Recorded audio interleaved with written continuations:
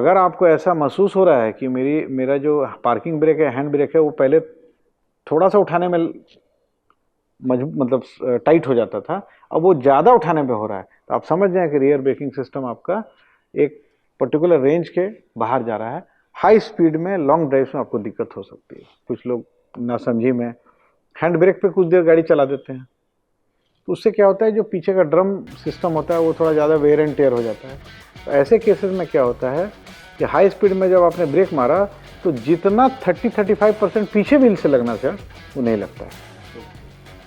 और इसके चलते क्या होता है कि गाड़ी हाई स्पीड में ब्रेक मार रहे हैं, आपको लगा है कि ब्रेक तो लग रहा है परंतु गाड़ी रुक नहीं रही है, तो इंस्टेंटली वर्कशॉप में जा करके, अच्छे वर्कशॉप में, ऑथराइज वर्कशॉप में जाके रियल आगे वाला तो चेक करा ही लीजिए, बट रियर चेक कीजिएगा तो आप उसमें त्रुटि पाइएगा। मेरा सजेशन है 30-40-50 हज़ार किलोमीटर गाड़ी चल जाए तो ब्रेक का सर्विस करने के समय में अगर पीछे ड्रम ब्रेक है तो पीछे के ब्रेक ड्रम्स दोनों रिप्लेस करा लेने चाहिए। नमस्कार, हेड्सअप ऑटो में आपका बहुत बहुत स्वागत है। मैं हूं शक्ति प्रकाश और आज बात करने जा रहा हूं कि गाड़ी के ब्रेकिंग सिस्टम में ब्रेक फोर्स जो चारों चक्का में डिस्ट्रीब्यूट होता है किस तरह से होता है, और इसी विषय पे बातचीत करूंगा ऑटो एक्सपर्ट अशोक प्रियदर्शी जी से। बहुत बहुत स्वागत है सर। धन्यवाद सर। गाड़ी के ब्रेकिंग सिस्टम में आगे के चक्के में या फिर पीछे के चक्के में तो जो ब्रेकिंग फोर्स है उसका क्या प्रोपोर्शनेट डिस्ट्रीब्यूशन होता है सर? ब्रेक का जो सिस्टम है वो हाइड्रोलिक्स पे आधारित होता है। जब हम ब्रेक का पेडल दबाते हैं और हाइड्रोलिक्स सभी चक्के में जाते हैं, हाइड्रोलिक ऑयल प्रेशराइज सभी चक्के में पहुंचता है, तो ये पैस्कल्स लॉ है फिजिक्स का, वो कहता है कि साहब whenever pressure is applied on an enclosed fluid, the pressure is distributed equally in all the directions. यही सिद्धांत से आपका हाइड्रोलिक जैक भी काम करता है और यही सिद्धांत से आपका ब्रेक भी काम करता है कि आपने जो ताकत लगाई ब्रेक दबाने में वो मल्टीप्लाई होकर के और चारों चक्के में इक्वली डिस्ट्रीब्यूट होता है, तो आपका एक्स अमाउंट ऑफ प्रेशर चारों चक्के में जाता है और एक्स इंटू 4 हो जाता है परहैप्स, उसके चलते गाड़ी रुकती है। परंतु इसमें एक प्रॉब्लम थी। प्रॉब्लम ये थी शक्ति जी कि अभी आप कभी देखे होंगे, सबने फील किया होगा, हमारे दर्शक भी फील करेंगे कि जब हम ब्रेक दबाते हैं तो आगे वाला व्हील जो है वो थोड़ा सा नोज डाइव करता है, आगे वाला गाड़ी का पोर्शन थोड़ा सा बैठता थोड़ा है, सा आगे की तरफ जाता है। तो अगर ऐसा कोई मैकेनिज्म नहीं हो कि हमने ब्रेक दबाया और चारों चक्के में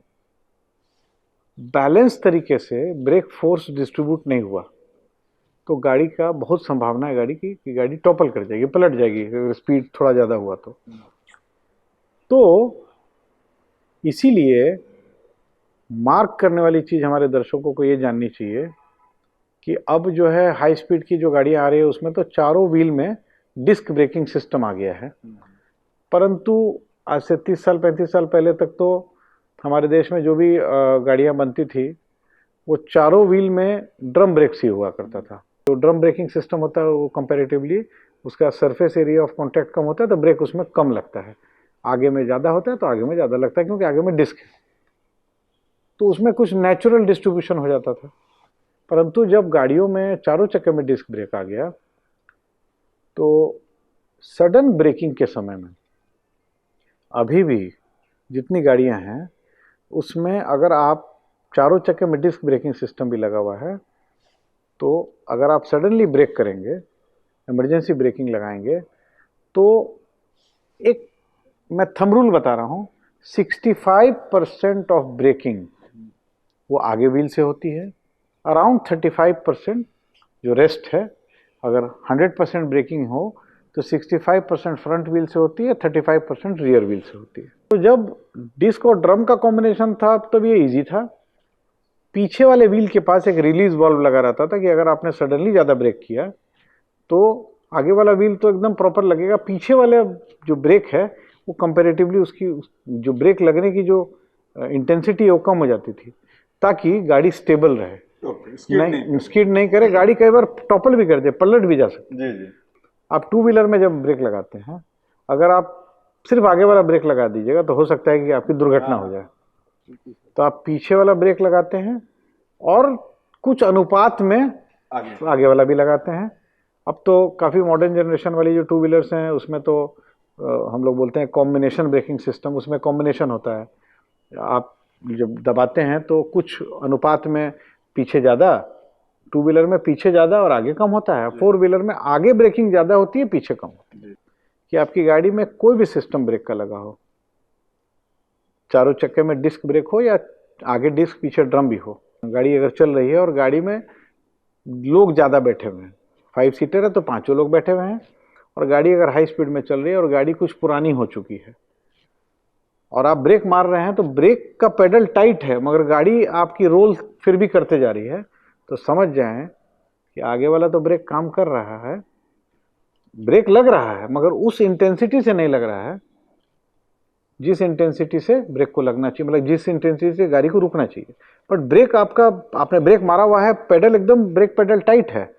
गाड़ी धीरे धीरे रुक भी रही है, बट जितना जल्दी रुकना चाहिए उतना जल्दी नहीं रुक पा रही है। तो सीधा सीधी इसका मतलब ये होता है कि आपका जो रियर ब्रेकिंग सिस्टम है उसके हाइड्रोलिक लाइन में या तो कहीं क्लॉगिंग है, या अगर ड्रम ब्रेक सिस्टम है तो कई बार आपने देखा होगा कि पार्किंग ब्रेक, या जिसको हम लोग हैंड ब्रेक कहते हैं, कुछ लोग नासमझी में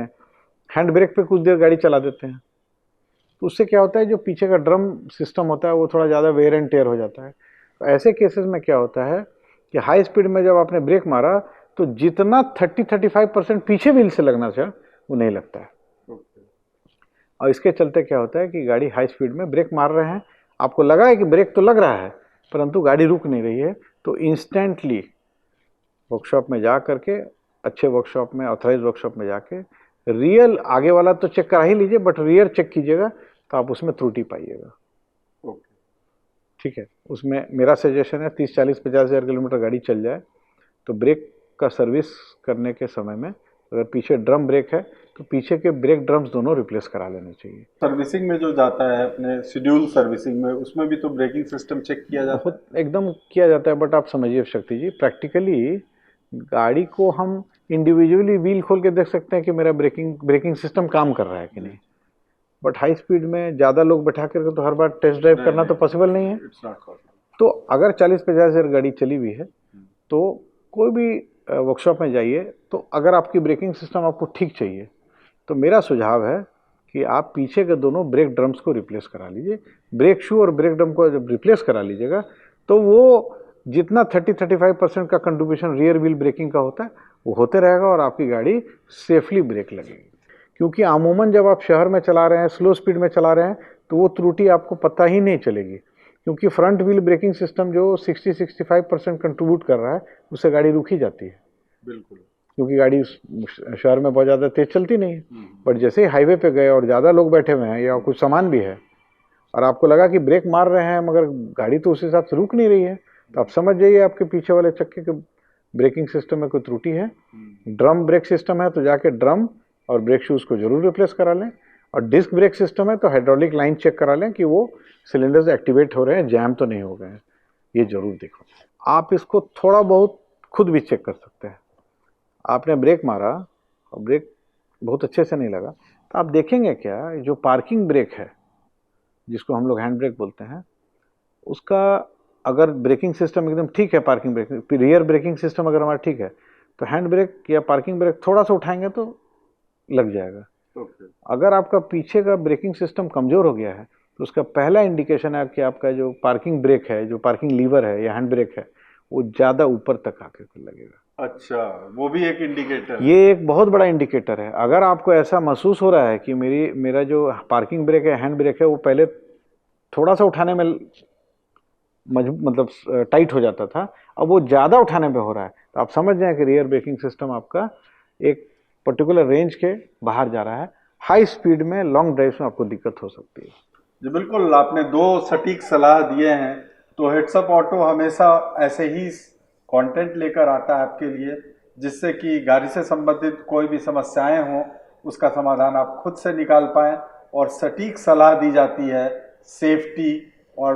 प्रिकॉशन रखने के लिए कि किसी तरह की कोई दिक्कत हमारे दर्शकों को गाड़ी से संबंधित ना हो। हेड्सअप ऑटो को अगर अब तक आपने सब्सक्राइब नहीं किया है तो जरूर से सब्सक्राइब कर लें और हमारे फेसबुक और इंस्टाग्राम को भी फॉलो करें। दीजिए शक्ति प्रकाश को अभी के लिए इजाजत। बहुत बहुत धन्यवाद।